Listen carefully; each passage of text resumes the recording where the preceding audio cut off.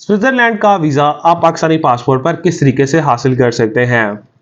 कौन से प्रोसेस को फॉलो करके आप स्विट्जरलैंड का विजिट वीजा पाकिस्तानी पासपोर्ट पर इजीली हासिल कर सकते हैं? अस्सलाम वालेकुम। Welcome to my YouTube channel visa culture and vlogs. Visa culture and vlog साथ मैं हूं आपका दोस्त जिशान सदीक। अगर अभी तक आपने हमारा यूट्यूब चैनल सब्सक्राइब नहीं किया तो आपसे रिक्वेस्ट है हमारा यूट्यूब चैनल सब्सक्राइब कर लें और साथ में बेल आइकन लाजमी प्रेस कीजिएगा ताकि आने वाला जो भी व्लॉग हो, वीजा इन्फॉर्मेशन हो, वो आपके पास टाइम बाय टाइम पहुंच सकें। आज के इस व्लॉग में हम बात करेंगे स्विट्जरलैंड वीजा के बारे में। शेंजन कंट्रीज में अब बहुत ही प्यारा कंट्री है स्विट्जरलैंड। बहुत सारे लोग जो हनीमून ट्रिप करना चाह रहे होते हैं, उनकी ख्वाहिश होती है कि वो शेंजन कंट्री में स्विट्जरलैंड का ट्रैवल करें। तो आज के इस व्लॉग में सारी चीजें आपके साथ शेयर की जाएंगी कि आप स्विट्जरलैंड का वीजा किस तरीके से अप्लाई करते हैं, वीजा फीस क्या है और कौन से डॉक्यूमेंट्स अगर आप लगाते हैं तो आपके वीजा के चांसेस अच्छे होते हैं, किन लोगों को वीजा अप्लाई करना चाहिए और किन लोगों को वीजा अप्लाई नहीं करना चाहिए। आज के इस व्लॉग में सारी चीज आपके साथ शेयर करेंगे। अगर आप स्विट्जरलैंड का वीजा अप्लाई करना चाह रहे हैं या आपको इन्फॉर्मेशन चाहिए तो इस वीडियो को एंड तक देखिएगा ताकि सारी चीज आपको इस वीडियो से मिल सके। फर्स्ट ऑफ ऑल हम बात करते हैं कि क्या स्विट्जरलैंड का वीजा आप डायरेक्ट एम्बेसी में जाकर अप्लाई करते हैं या इसका कोई ऑथराइज्ड ड्रॉप बॉक्स है, ऑफिस है, आप कहां पर डॉक्यूमेंट सबमिट करवाते हैं। स्विट्जरलैंड का authorised drop box VFS global, जिसको जेरिस भी कहा जाता है, उसका ऑथराइज्ड ड्रॉप बॉक्स है। आपको प्रॉपर अपॉइंटमेंट लेकर आप वीएफएस में जाके अपने डॉक्यूमेंट सबमिट करवाते हैं।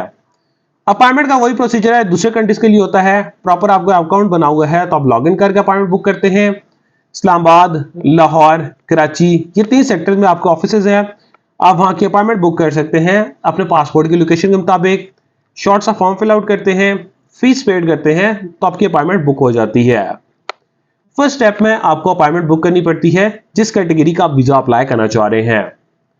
अपॉइंटमेंट बुक होने के बाद आप प्रॉपर सारी प्रोफाइल रेडी करते हैं। कोई एक्स्ट्रा डॉक्यूमेंट्स नहीं चाहिए होते। कोई डॉक्यूमेंट्स आपको मिनिस्ट्री ऑफ फॉरेन ऑफिस से टेस्ट भी नहीं करवाना पड़ता। कोई भी एक्स्ट्रा डॉक्यूमेंट्स नहीं है।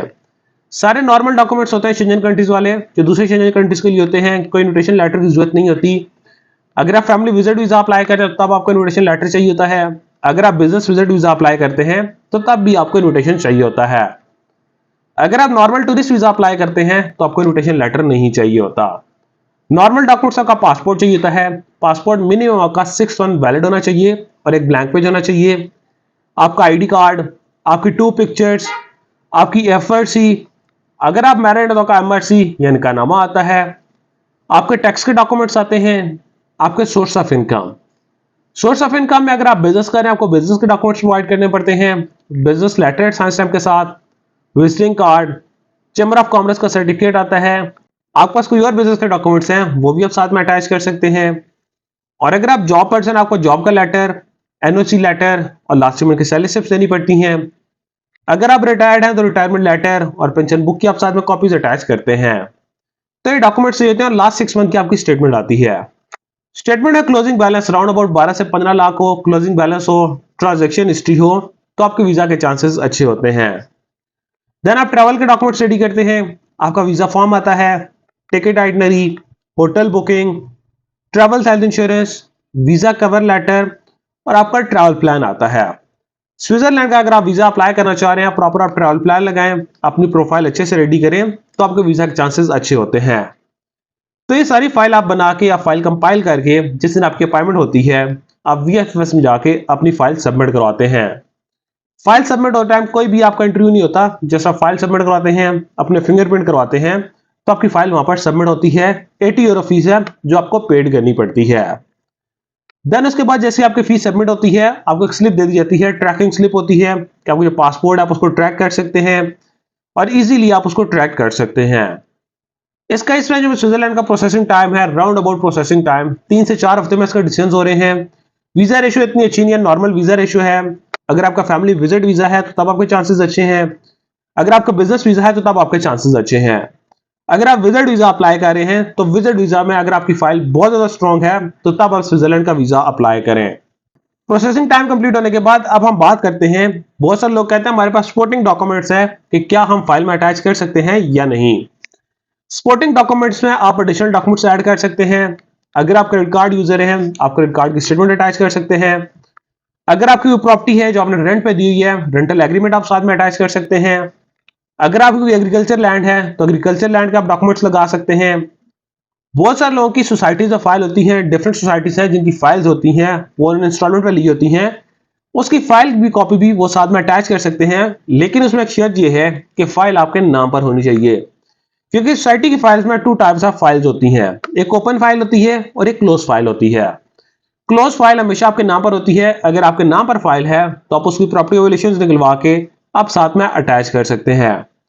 एडिशनल डॉक्यूमेंट्स ऐड करना जरूरी नहीं होता, वो जैसे आपकी प्रोफाइल को थोड़ा सा स्ट्रॉन्ग करते हैं कि आपके पाकिस्तान में टाइज हैं, वो आपकी प्रोफाइल को थोड़ा सा सपोर्ट कर देते हैं।